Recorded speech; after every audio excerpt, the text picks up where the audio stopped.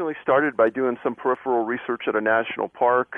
I noticed a couple people following me around the park. I was interviewing people that were employees of the contractors in the park, not National Park Service employees. And at the end of the day, I went back to my room and get a knock on the door, and there's a person standing there, and they say, yeah, I'm a National Park Ranger. I'm off duty. I have some information for you I'd like to talk to you about. They come in. We had a conversation, and they told me that themselves and others that they had talked to had worked at several parks in the past and had worked missing person cases in those locations. And they felt that some of the locations that these people disappeared were odd. There was a lot of publicity in that 7 to 10 day cycle and a lot of news coverage. And then at the end of the initial search, boom, it was over. There was no more follow-up. They themselves had looked for information on cases, and it was difficult to find, and they couldn't figure that out and couldn't understand it. And after talking to other people in other parks, they realized that there's something really unusual going on, and they think somebody should look into it. And they knew my background, and they said, you should really devote a lot of time to this because there's something here. The next morning, called a couple law enforcement guys on the way home. I told them the locations to look at and see if there was anything unusual. And they called back in a couple hours and said, wow, there's something here. That's kind of how it all got started. Originally focused on national parks and then branched out into U.S. National Forest as well. The National Park Service has a large contingent of federally trained law enforcement officers. They're throughout the national park system. These aren't the rangers wearing the Yogi Bear hats. These are actually dedicated law enforcement people that carry guns, issue tickets, and make arrests. They're better trained than most law enforcement officers in medium and small cities across the U.S. because they're trained at the Federal Law Enforcement Training Facility. They have an administration just like every law enforcement group. They understand the need for keeping information on suspects and missing people.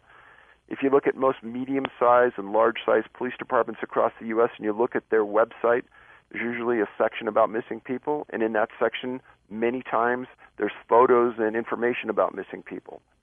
Every state in the U.S. has a missing person website. And the need to understand where people go missing, the circumstances of their disappearance, and the need to get publicity and to get that picture out in front of the public is known throughout law enforcement.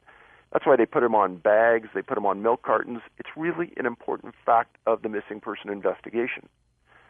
Well, I filed the Freedom of Information Act against the National Park Service probably 5 years ago now, and I had an attorney call me back from the Park Service asking me why I wanted that. It was red flag number one. I explained that that's an inappropriate question. You can't use that as a deciding factor. He says, well, we already decided anyhow. We just wanted to know why you wanted it. And I said, well, what do you mean? He goes, well, I know you claimed an author's exemption because you have a published book, but your books aren't in enough libraries to qualify for that exemption, so we disqualified you. And I said, well, can you point me to where that is? He goes, that's our policy. I says, oh, okay.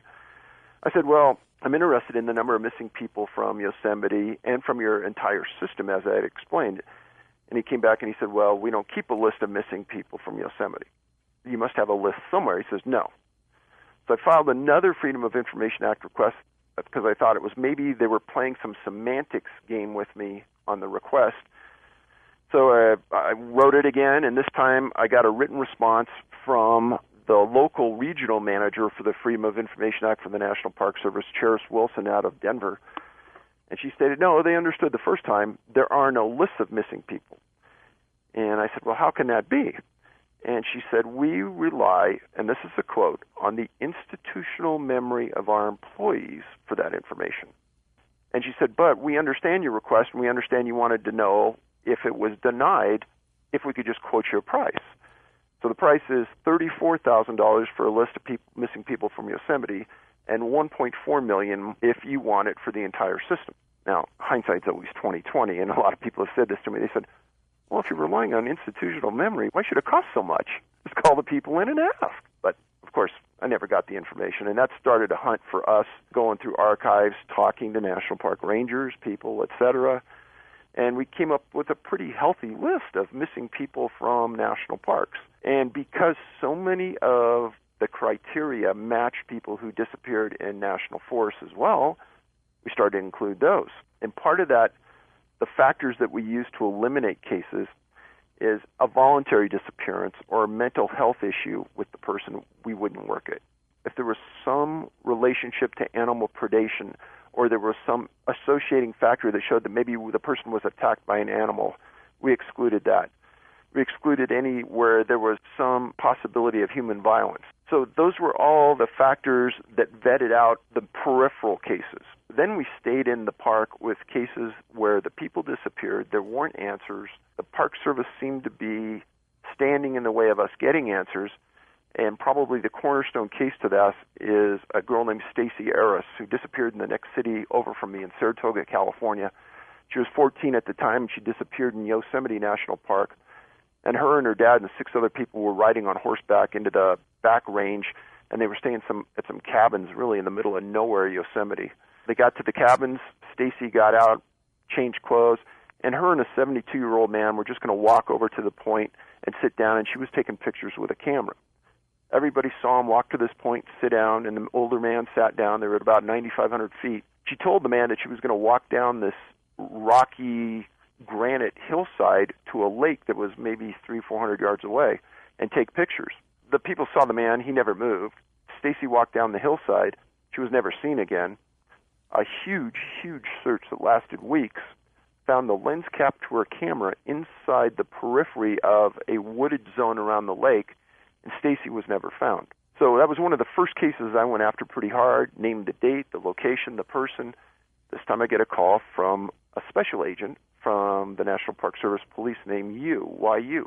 Calls me up the same thing. Why do you want this case? I said, well, it doesn't really matter, but I just want it for some research. He says, well, you're never going to get the case. I said, well, then why would you talk to me like that? First of all, I probably have 15 other cases at this point from other national parks on missing people, so why would you stand in the way of this? He goes, no, you don't. I said, what do you mean, no, I don't? He says, you don't have other cases from other national parks? I go, yeah, I do. And he goes, well, then they must have been found. I said, no, they were never found.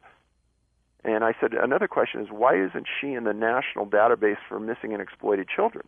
And he said, she is in there. I go, no, she's not.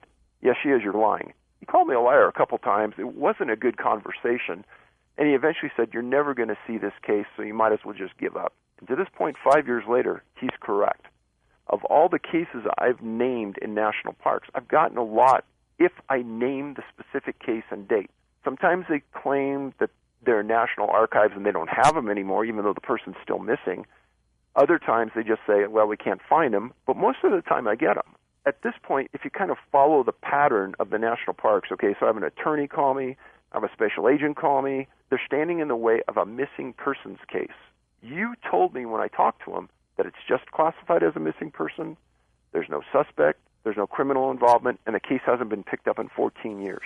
It goes back to what those rangers said at the beginning, is that there's that 7 to 10 day cycle where there's information available, there's a lot of publicity, there's a lot of kind of a show of force, as you'd say, and then after that, there's no follow-up, there's nothing. That's it. In the past, I ran into, by pure accident with a friend of mine, a special agent that was retired from the National Park Service, one of the people I really wanted to get to. And we ended up having a long conversation, and I asked him, why would the Park Service be taking this position?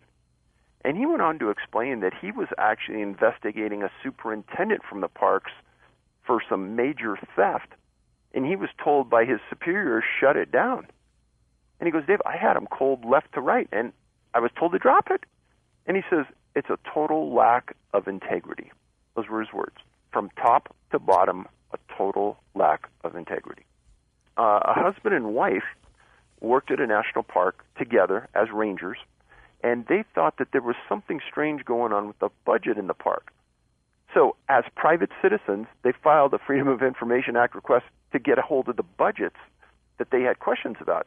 They wouldn't give them up. They appealed, and they lost. And the next thing you knew, they were out of a job. I had always heard unofficially from the U.S. National Forest Service that they didn't keep track of missing people. And I thought, okay, I want them on the record telling me A or nay. So I filed a formal request. Initially, one of the FOI people for them came back and said, I don't think we have anything. I talked to one of our law enforcement authorities, and they said, we don't have anything like that. So I said, okay, can I have the name of the law enforcement authority? And then they came back with a formal letter signed by an individual inside their system saying, no, they have no list of missing people, period. What's interesting about that is that, like the National Park Service, they have a branch of the U.S. Forest Service that are law enforcement officers. Their job, just like all police officers, investigate, look for, and keep track of. But apparently they don't either. Well, as another good journalist I know said, if they don't have it, they're idiots. If they do have it and they're keeping it from me, that's against the law. So either way, they should all be fired. So one of the first things that's surprising to many people is that when they bring canines, bloodhounds in to track the missing person, that canine sometimes walks in circles, sometimes they lay down, sometimes they walk up the trail 5 feet, come back and look at the handler. And as somebody who worked around tracking canines for many years in law enforcement, I can tell you that those dogs live for the hunt. And they're excited, and when they do something like that, that means there is nothing there. And on the cases that we work with, about 95% of them, the dogs do exactly that. There's no scent to be found. They don't want to work. There's nothing there. There's a water relationship to a vast majority of the cases I worked in national parks and forests. There's a geographical clustering effect. And at the beginning, first 3 years, we're not even looking for this. And then afterwards, we thought, seems like there's a lot of people missing from Yosemite and a lot of people missing from Sequoia. Maybe we ought to just put a pin map up and put the locations, and we did, and we almost fell over. As time went on, there were 52 clusters of missing people in North America. And yes, there are people missing outside those cluster zones, but the vast majority fall into those clusters. And those clusters run up and down the east and west coast through the Rocky Mountains. There's essentially none right down north to south in the middle of the United States. And there's clusters all the way around the Great Lakes, and that's where I say it comes back to water. Many times, if the victim is found alive, they're either found alive unconscious or semi-conscious on the ground, not moving. And if they're found, many times they're found deceased in a variety of unusual circumstances. The vast majority of the victims, if they are found, they're missing clothing or shoes or both. Now, those are the predominant 5 that you need to think about. There was a reporter for the Huffington Post a couple years ago that wrote an article, and the title of it was "Don't Be Last in Line." And he had read my books, and he understood that there's a first in line, last in line concept with this. First in line, last in line in a group of people where people don't have you in sight. For some reason, you disappear. A lot of times you're not found. And it seems that at both ends of that intellectual spectrum, there's a large amount of disappearances.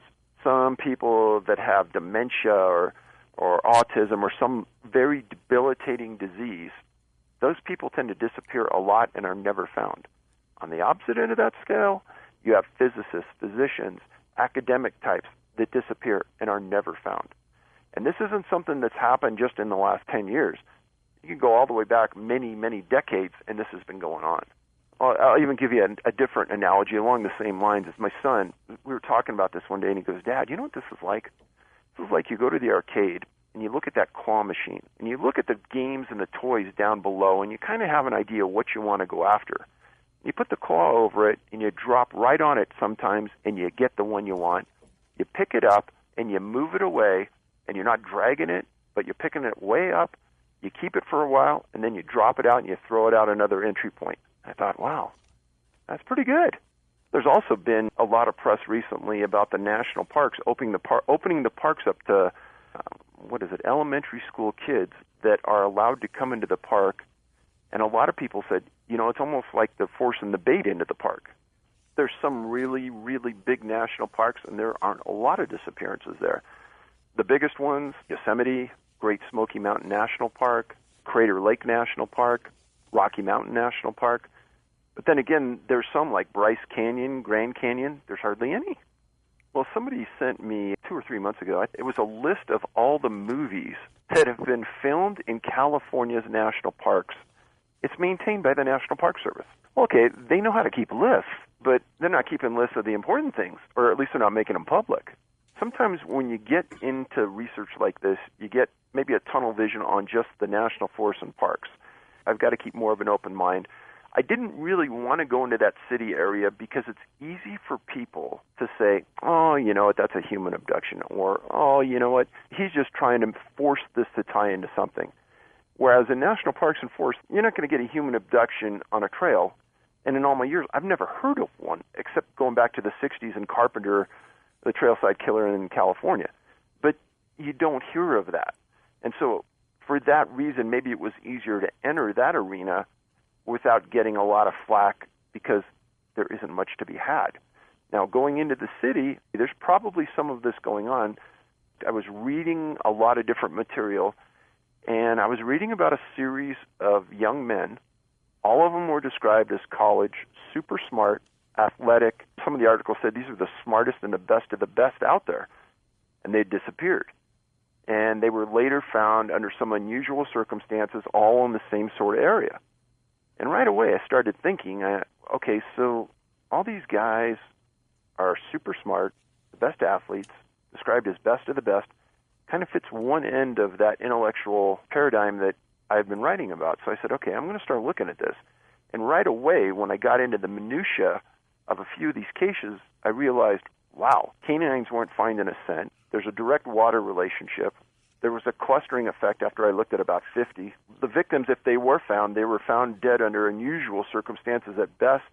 Some were found alive and unconscious, semi-conscious, missing clothing, missing shoes. I'm thinking, holy cow, somebody hasn't put it all together and read my research to see that, wow, there's a direct line between this and that. Kind of how it all came about. I was real cautious in this book. I wanted to look at medical evidence, and there was a lot. Victim statements, there was a lot. Parental opinions, there was a lot. And there were even some newspaper people that jumped on board and thought, what's happening here is unusual. Like I said, I spent maybe 15, 16 months doing the research on this book. Many of the disappearances in this book are in the same areas the disappearances from the first 4 books are in. Around water, a clustering effect. I mean, it's right there. So there was a professor named D. Lee Gilbertson and a retired New York City detective named Kevin Gannon. And they wrote this book called Case Studies in Drowning Forensics. That's really probably what got me into it. And they talked a lot about a few cases. And it reads just like a textbook. It's the size of a textbook, and it's pretty expensive. Great reading. These guys did a phenomenal job. One thing that I think hurt them is that they were looking, just like I was looking at parks and forests, they were looking just at these type of cases. And they didn't have the ability to look at the entire spectrum of the U.S. like I had already looked at. One of the other big mistakes is one of these people at the beginning started to make an association between some graffiti that was found around some of these sites. It wasn't found at all the sites, and they tried to make an association that certain people were doing this. But when you look at the history behind it, the number of countries involved, the timing of the deaths, it's impossible that it's one person. It's impossible that it's a gang of people. Many of the same countries are involved. That's what's unusual. Somebody in Canada decided to file a Freedom of Information Act in Canada because their Freedom of Information Act only applies to their citizens. So we could file one in Canada and they could just ignore it and it's no big deal. Well, somebody filed one in Canada with the park, they're equal to the national park system. They came back and said, too, we don't have any lists of missing people. Even though I've written a lot about Canada, a lot about missing people up there, and again, it just mimics exactly what's happening down here.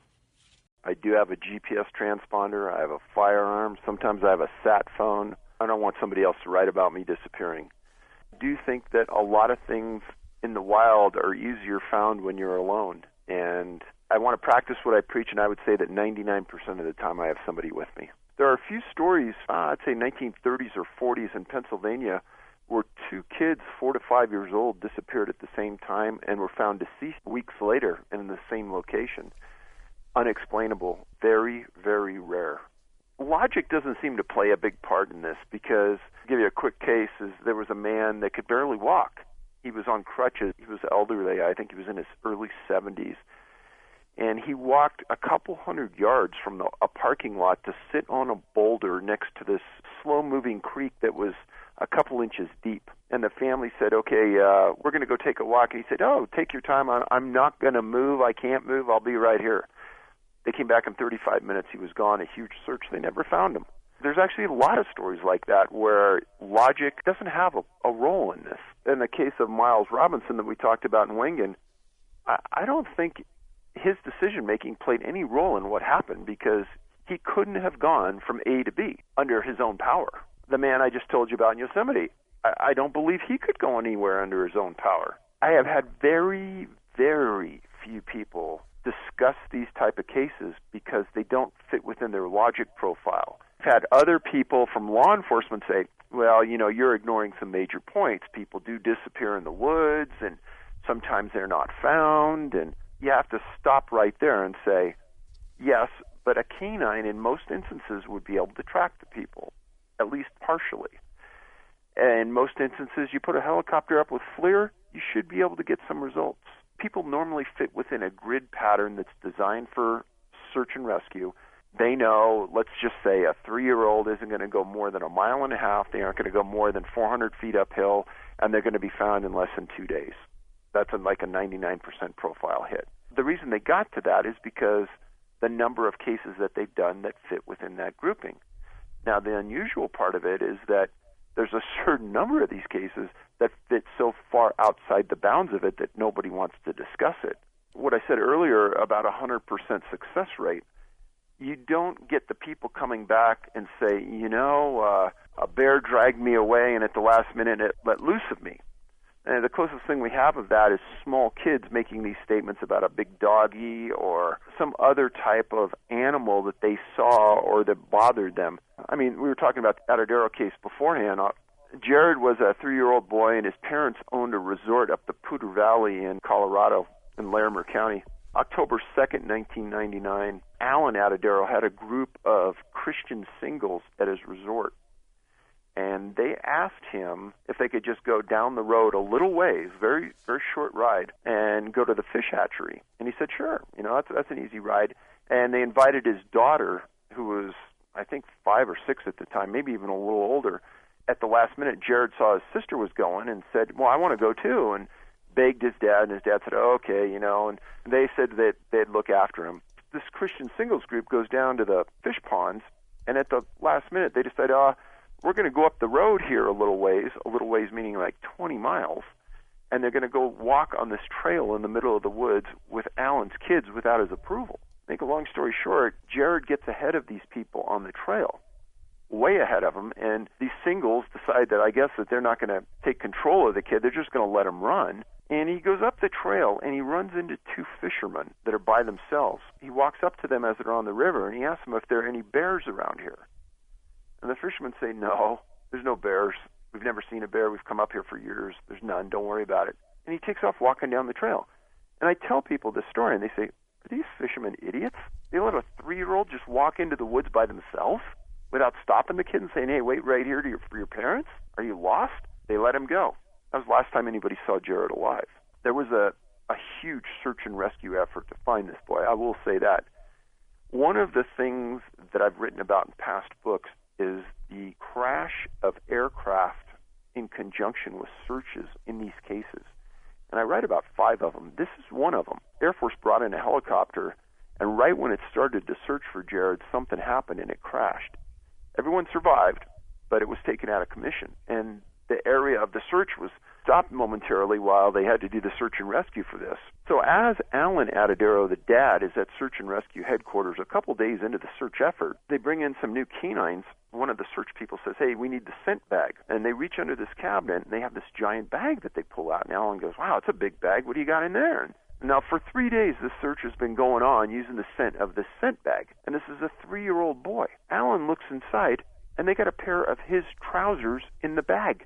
Needless to say, Alan was a little upset, as we all would be, and that was just like one of many, many major mistakes that were made.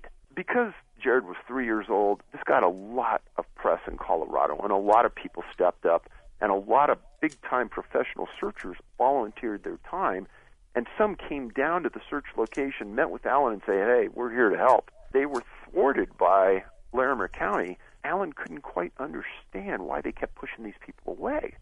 Nothing was found of Jared. And, I mean, it was a comprehensive, big-time search for weeks. So fast forward 4 years later, there's some people that are hiking high above the Poudre River in the valley. When Jared was last seen, he was right next to the river talking to these fishermen. You or I could cross this river. It's not that deep. But there was a lot of thought going into it. And, in fact, Alan was told, your son's going to be found in 4 years in the river. Why would you say that? I already told you he would never go near the river. And they said, no, he's going to be found 4 years from now in the river. Well, he is found 4 years later, but it's not in the river. It's over 500 feet straight up the side of this mountain. My son is a Division I hockey player in fantastic shape. For me being an old man, I'm in pretty good shape. It took us every ounce of effort to get into the location where Jared was found. Some hiker just happened to be hiking on the rim of this mountain next to the trail and came across some remains and some clothing. Now, this is 4 Colorado winters later, and I can tell you for a fact that the shoes that were found at that location looked like they just came out of the store. His pants were found turned inside out.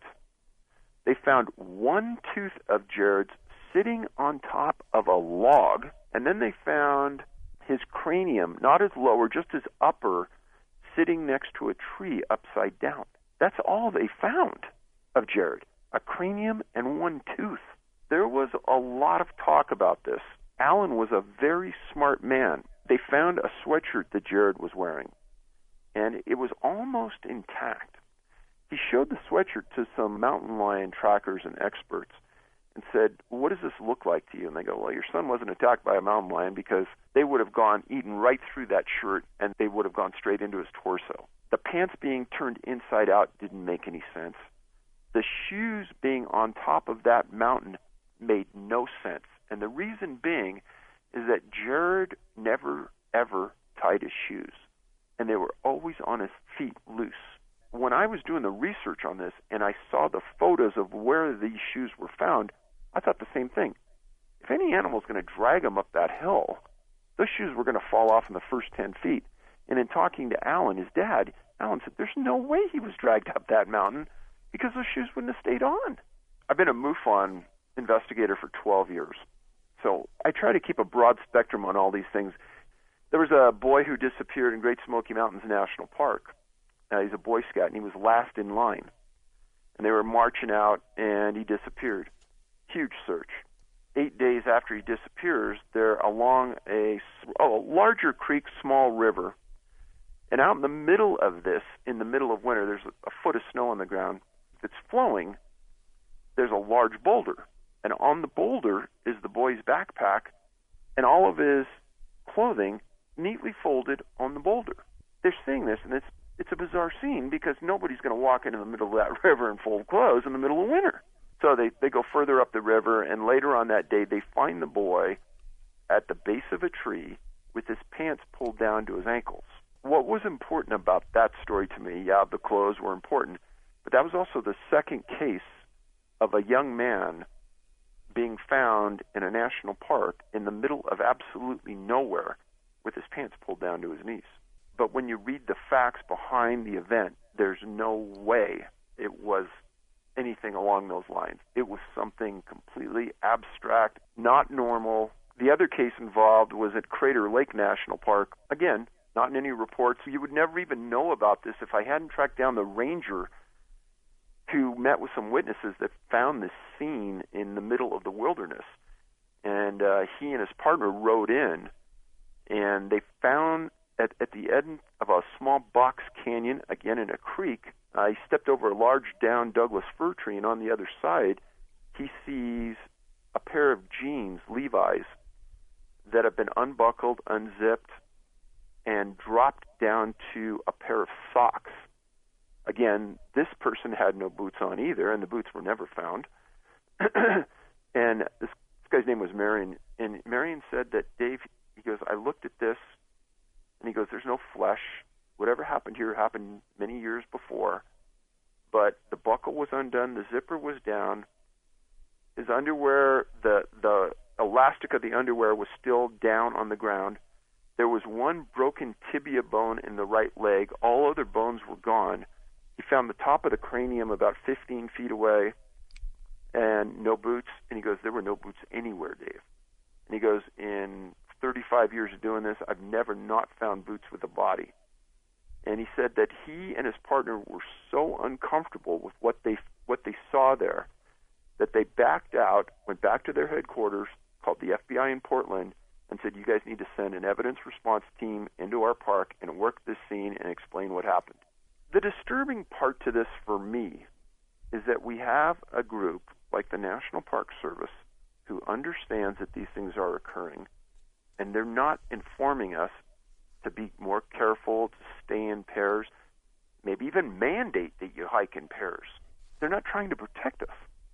I think what they're referring to on the Washington case is actually an Alaska case of 4 people, a family that disappeared there about a year ago.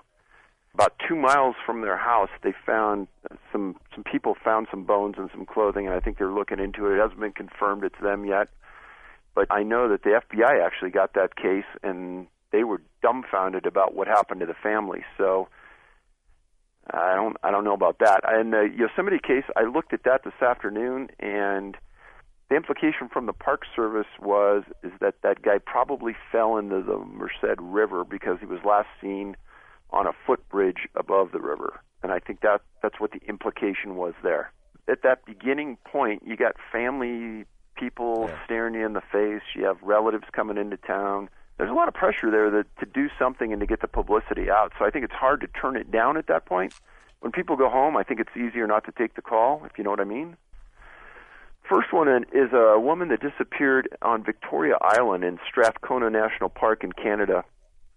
Sylvia Apps, 69 years old. She went missing July 11th, 2014 in the Comox Valley. Super, super experienced, super good health. Left for a hike from Paradise Meadows on July 8th. She signed into a logbook and she summited Castle Craig.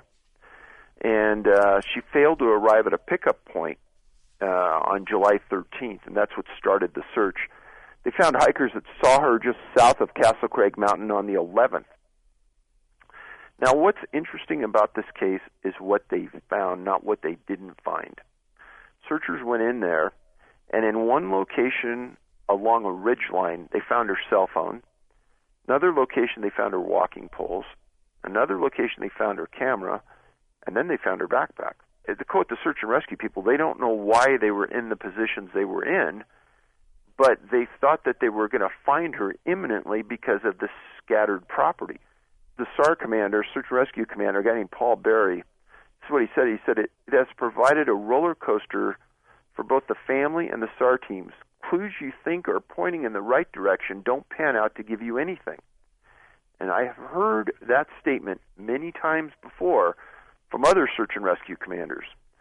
And he says that we feel like we're getting close and then come up with nothing. It's very mystifying.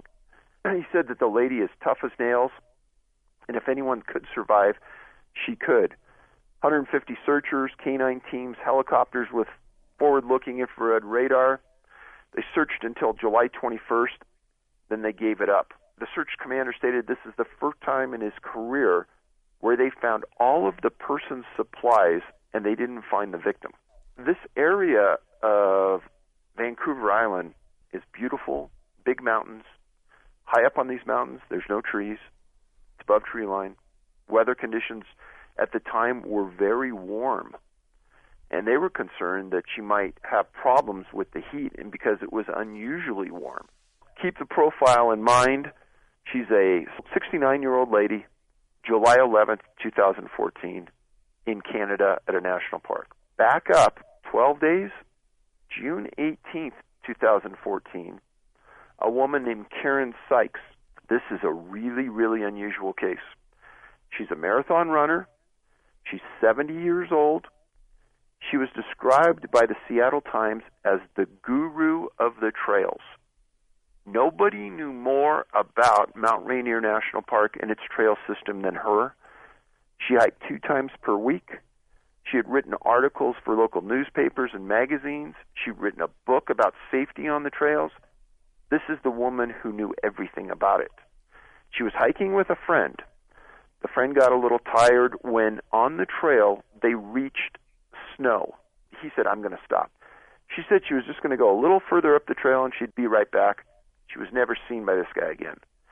They were hiking an area called Ojai Lakes Trail, and it's in the northeast corner of Rainier. The partner hiked back down the trail, eventually got a hold of rangers at 10:30 that night, and a 3-day search started. Now, it was stated that she was carrying gear to spend the night overnight in an emergency if she has to. Now, don't think that's strange, because anybody out there should be carrying some kind of emergency blanket or something to crawl into just in case you have to spend the night out somewhere. So she was doing everything right. Now, they started an intensive 3-day search. On the third day, a helicopter found her in an area that was highly unusual. She had to climb up over the top of a 6,200-foot ridge, walk halfway down an adjacent valley in a gully of Boundary Creek. She had to have walked through snow, and she could have turned around and followed her path back if she had been paying attention, and of course she would have been. But in the area she was in, she was found in this gully where there was no snow. In essence, she went uphill and then went downhill. She died of hypothermia, and her friends stated she was the last person in the world that would have ever gotten lost on Rainier. The Park Service even made a statement. This is their quote: "She was found in an area that was difficult to access and not commonly traveled." They couldn't track her. They didn't track her. They found her by helicopter, just on a general grid search of the area. So we have a 69-year-old disappears on July 11th. We have a 70-year-old that disappeared 12 days later on June 18th. Now, in my book, wrote about a woman 66 years old, Geraldine Largay, disappeared on the Appalachian Trail in Maine. Her and her husband George married 32 years from Brentwood, Tennessee. Great relationship. She always wanted to hike the Appalachian Trail. Super experienced hiker, in super good shape. So her husband, George, was going to be her support system. And they would meet at designated points along the trail, and they'd spend the night sometimes. He'd restock her with food. Just exactly what a great support system should be doing. Well, her goal was to get to Mount Cattenden in Baxter Park.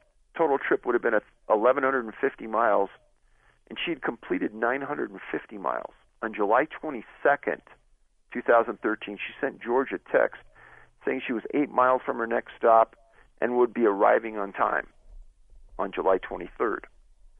The 22nd, it rained heavily on the trail where Geraldine was located and where she would have texted from. George shows up on the 23rd. She doesn't show up. Her husband calls Maine's Warden Service. There's a TV show about Maine Warden Service law enforcement, and they actually did an entire show on this case a few months ago. And it was excellent because it showed how comprehensive the search was, how frustrated they were, and they found nothing. They didn't find her backpack, nothing. A 3-week search, and they went the distance on this one. And they described it as mystifying. The cell phone that she had either broke or was out of batteries because they pinged it and they didn't get anything. All of these women were older in age. All were in outstanding physical condition. 2 of the 3 have never been found. The third one is somebody that would have been the last person in the world to disappear. She knew the trail system like you know the road to and from your nearest market. The idea that she disappeared and wasn't found is illogical. If you were going to pick somebody to make an example that, hey, no one's immune, that would have been her. These actually were women on a slightly different scale. But all of these cases mimic each other in a strange way. And the first case involves a physician. Telika Patrick, 30 years old. She was working at the Borges Medical Center in Western Michigan University. She was a first-year psychiatric department resident. Went to a hotel trying to get a room to get some sleep. She couldn't. The hotel was full. She had her driver take her back to the medical center to get her car. She gets her car and she starts driving down I-94 near Lake Michigan. She doesn't show up at her residence, and she doesn't show up the next day at work. They report her missing. Her car is found in a ditch with a flat tire on I-94 in Porter, Indiana, 1 mile the way the crow flies from Lake Michigan, and Burns Harbor is less than a half mile away. Many, many, many, many of these cases involve water of some type. And I mean a river, a creek is nearby, a lake, a pond, the ocean. Now in this case, Lake Michigan is less than a mile away, and there's also a large pond on the other side of the fence next to the freeway where her car was. It's called Lake Charles. This is strange. Why the FBI got involved in this case is the million-dollar question. But they did. They say they don't get involved in missing persons cases unless it's a very young person or unless there's some kind of criminality that goes along with it. But they got involved, and they and Indiana law enforcement searched this pond for 3 days. They found nothing. Her wallet, her credit cards, and her cash were all found in her car undisturbed. She went missing on December 5th, 2013. Her body is found in that same pond 5 months later on April 6th by a fisherman. And the family demanded to know why the canines only tracked her from her car to the shoulder of the freeway and stopped, and why her body wasn't found in the pond when it was searched. There's so many parts of this that fit what I've talked about already tonight. Canines can't find the body. The scent doesn't go anywhere. The body's found in a location that had been searched thoroughly by multiple agencies. And the family's asking the same questions that you and I would ask. They didn't release the autopsy on this, and that was troubling to me, because an autopsy like this is going to show the state of decomposition of the body, ocular changes to the person, was there skin slippage, how long was that body in the water, did she still have hair on her head after being in water 4 months? All these kind of things are unanswered because they won't let us see the autopsy report. And then the really good question to me is, what was the interest of the FBI in this when it was classified from the very beginning as just a missing person? Letitia Marie Faust, 50-year-old woman, lived in Patrick County, Virginia, a graduate of the University of North Carolina. She was a pharmaceutical sales rep, very, very smart lady, considered by all people to be well-read. She had a real close relationship with her mom. Her mom was elderly. On December 9th, 2009, she was in her 1994 Honda Accord in Floyd County, Virginia, going to the pharmacy to pick up some supplies for her mom.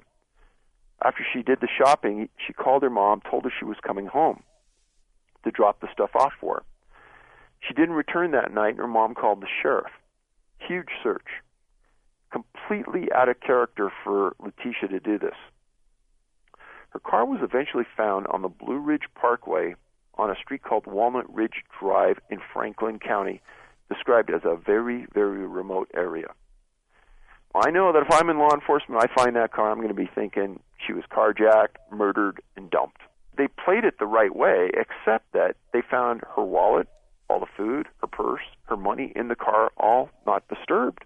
And, hold on to your hats here, the searchers found her sandals she was wearing halfway between her car and a half-acre pond that was on the property where her car was found. So the sheriff gets out 4 robotic cameras, and 3 separate dive teams search that pond, and they find nothing. This area, there's a street, this Walnut Grove, kind of extends out into the valley, almost like an overlook. When she disappeared, it was freezing rain and snow, and that hampered the search efforts for that following week. And they stated blatantly that they had no idea what happened to her. One of the unusual things was, and think about this thoroughly, freezing rain, kind of snowing when she disappears, yet her window is rolled down on the driver's side. And I said, now what would cause you to roll down your window if you were alone? If you're a female, you may not roll it down all the way if somebody walked up to the car. But if you saw something and you were trying to hear something, maybe you would roll down the window if that felt safe.